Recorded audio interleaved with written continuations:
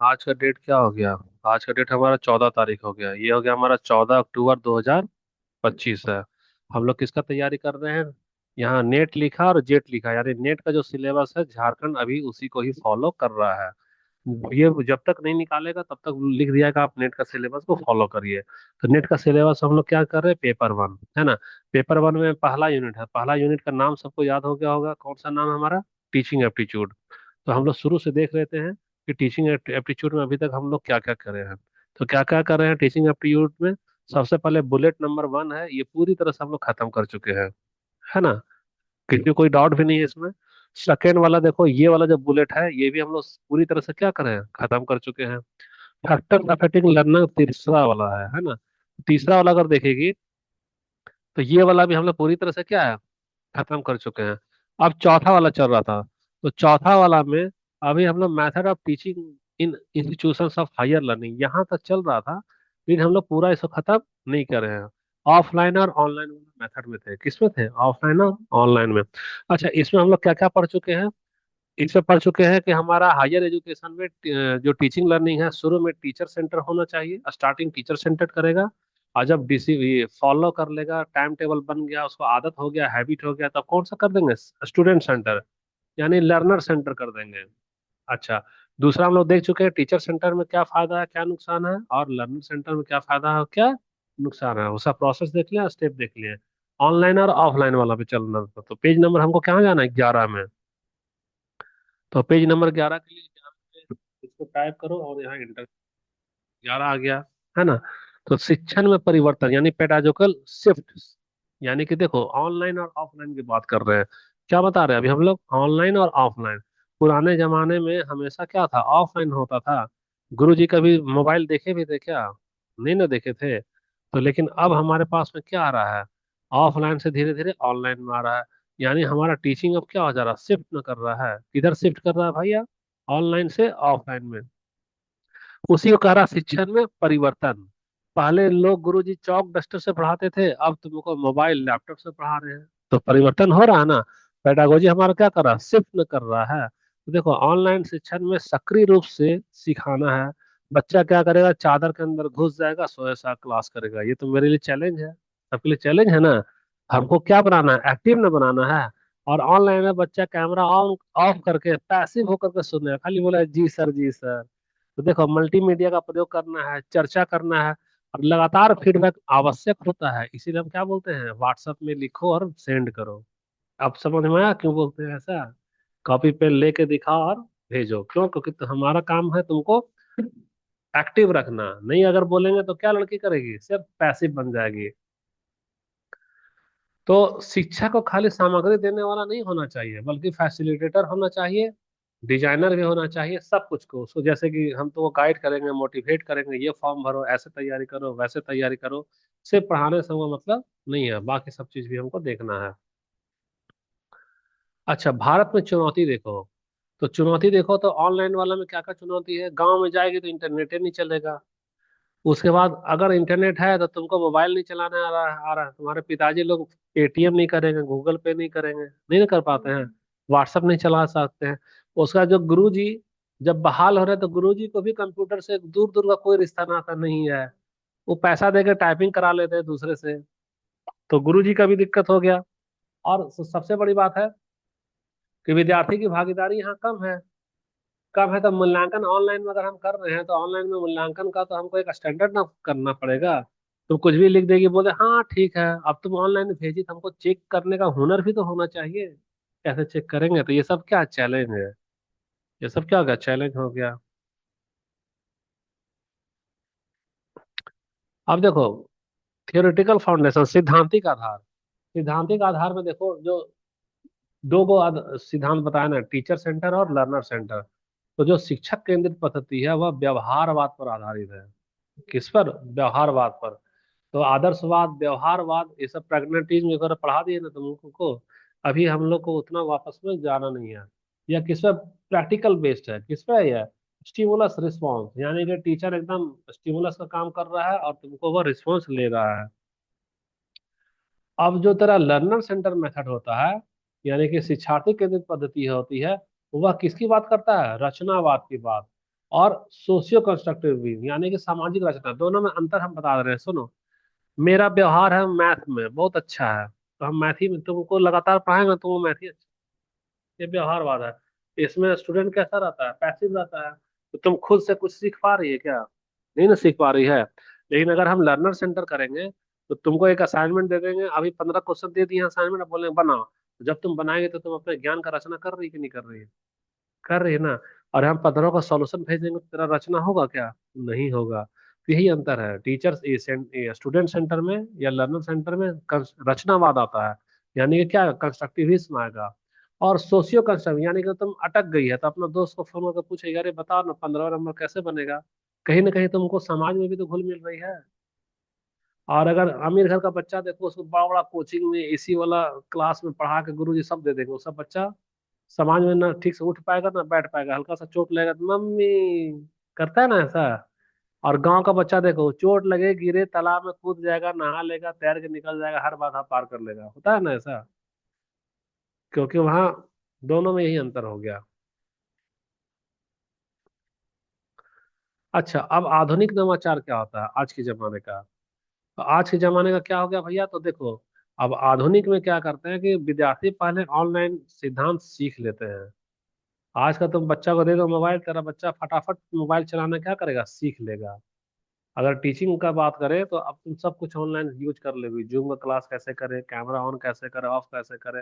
और जब भी क्लास चलेगा तो तुम क्या करोगे, उसका प्रयोग करोगे। तो इसको क्या बोलते हैं, फ्लिप्ड क्लासरूम। क्या बोलते हैं, फ्लिप्ड क्लासरूम। अच्छा, ब्लेंडेड का मतलब हम बोलते हैं, ब्लेंडेड का मतलब कि तुम ना केला ले लो और मिक्सी में डाल दो, और उसमें दूध भी डाल दो, और उसमें कच्चा अंडा भी डाल दो, और थोड़ा सा चीनी भी डाल दो और चला दो। तो मिक्सी का जार क्या होगा, ब्लेंड कर देगा उसको। पौष्टिक तुम्हारा घोल तैयार हो गया, केला भी है, शहद भी है, चीनी भी है, दूध भी है। तो ब्लेंडेड का मतलब फेंट देना है, क्या करना है, फेंट के मिला देना है। तो आज का टीचिंग, आधुनिक टीचिंग ब्लेंडेड होना चाहिए। ब्लेंडेड का मतलब क्या, तुमको ऑनलाइन भी दे और ऑफलाइन भी दे, केला भी दे, दूध भी दे, शहद भी दे, मिक्सी में मिला करके दे दे पीने के लिए। अनुकूली शिक्षण क्या होता है, यानी कि एडेप्टिव लर्निंग। तो एडेप्टिव लर्निंग का मतलब होता है जैसा देश वैसा भेष। कमजोर बच्चा को तुम विशेष ध्यान दोगी, आज हिंदी का क्लास में दिखाए थे ना, तेज बच्चा को अलग से करेगी। और लर्निंग तरह एआई बेस्ड होना चाहिए, ये भी हो गया। मनीषा देखो आज फुर्ती दिखाई तो कुछ उसको फायदा हो रहा है, लेकिन ये बिना खाए पिए आई होगी। 6:30 बजे तक क्लास ही छोड़े है, तो खाए क्या आधा घंटा में? ठीक कर रही है साहब, ठीक कर रही है। अच्छा, अब अगला वाला देखो, समरी। समरी का मतलब हम लोग लास्ट स्टेज में आ गए ना। तो समरी में सबसे पहले टीचर सेंटर में क्या सा होता है, इसे थोड़ा बड़ा कर दे क्या? ठीक है ना।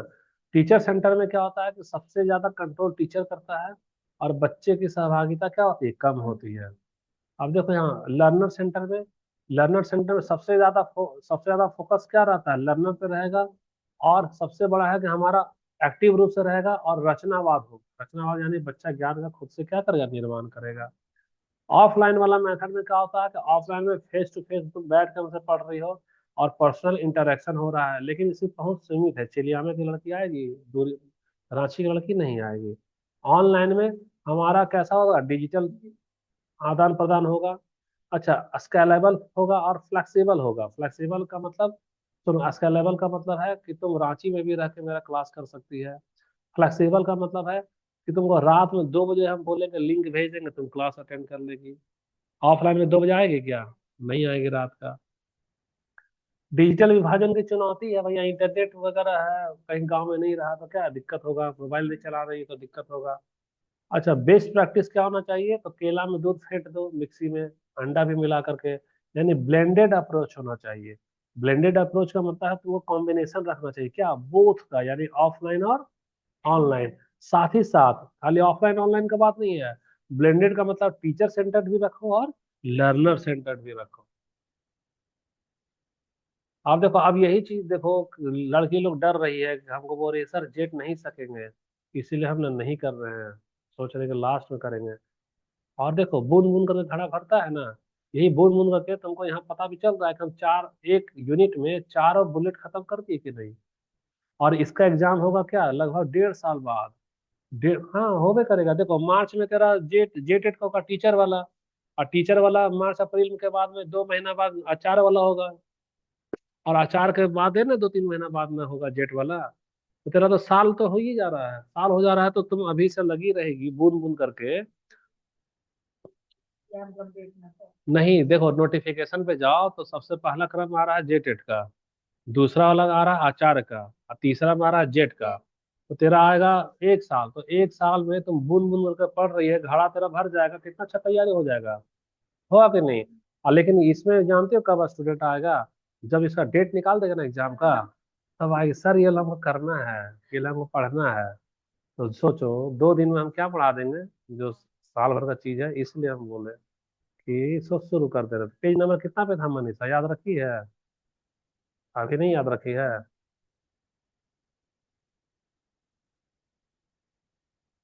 बता ना, पेज नंबर बोलते हैं तो वो नजर रखा करो। यहाँ हो गया ना, ये हो गया 15 हो गया। अब प्रैक्टिस रेडी इंसाइट, यानी परीक्षा के लिए जो उपयोगी विधि है ना, तुमसे पूछेगा कि व्याख्यान विधि किसमें जा रहा है, तो किसमें जो आएगा, शिक्षण केंद्रित में आएगा।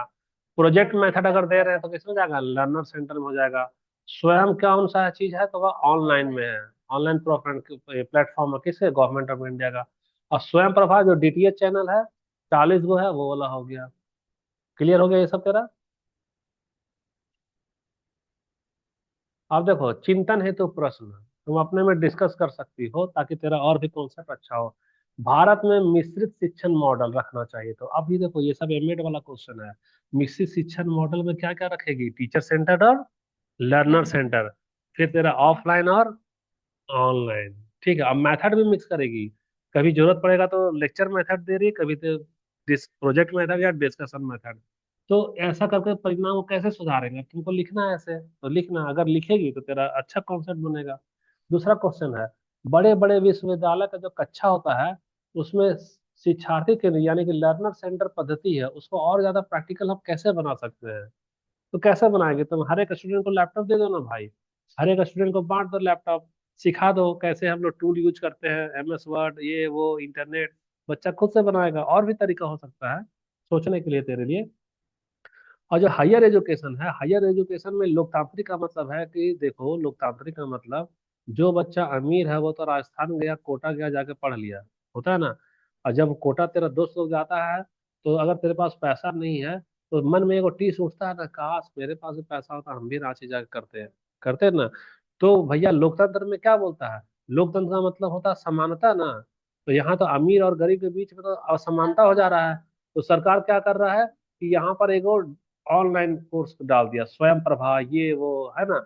अब बोला कि जाओ भैया ये वाला ना फ्री है, तुम किसमें देखो, इंटरनेट से देख लो। तो गरीब बच्चा भी ऑनलाइन अटेंड कर लेगा और अमीर बच्चा भी ऑनलाइन कर लेगा।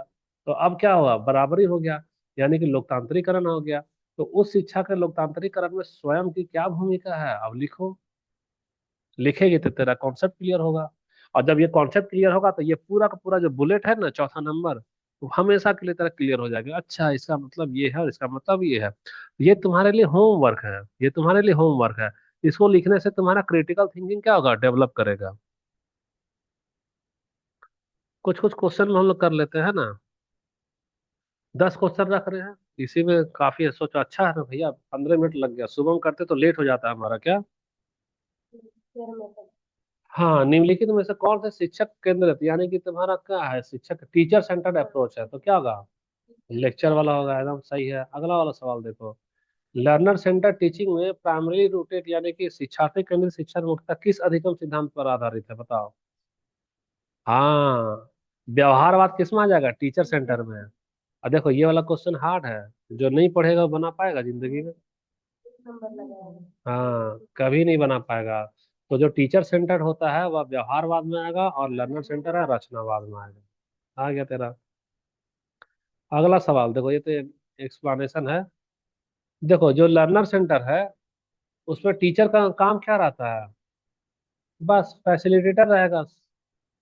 अब बताओ, ये बीएड वाला एकदम सेम टू सेम मैच कर रहा है कि नहीं? सेम टू सेम है, बीएड वाला मतलब सीडीपी वाला मैच कर रहा है पूरा। चौथा सवाल, स्वयं का पूर्ण रूप क्या है, तो अभी तुम बताए हैं देखो, कंफ्यूजन करने के लिए क्या है? हाँ, ए हो जाएगा, ए नंबर होगा। ए नंबर होगा। ए एकदम सही है। Study waves of active learning for young aspirant minds. कुछ कुछ दिख रहा है अंदाजा? उसको ले आओ, जो तुम्हारे ग्रुप की और भी कोई है ना, लड़का लड़की। अच्छा देखो, पांचवा नंबर। निम्न में से कौन सा ऑफलाइन शिक्षण विधि का सर्वोत्तम वर्णन करता है? ऑफलाइन का। ऑफलाइन में क्या होगा बताना। ऑफलाइन बोल रहा है, ऑफलाइन। ऑफलाइन में क्या होता है? फेस टू फेस होता है। एकदम सही जवाब है। Face to face. अरे 10 क्वेश्चन है, अच्छा ठीक है, इसका तो आंसर गलती से दिख गया, कोई बात नहीं।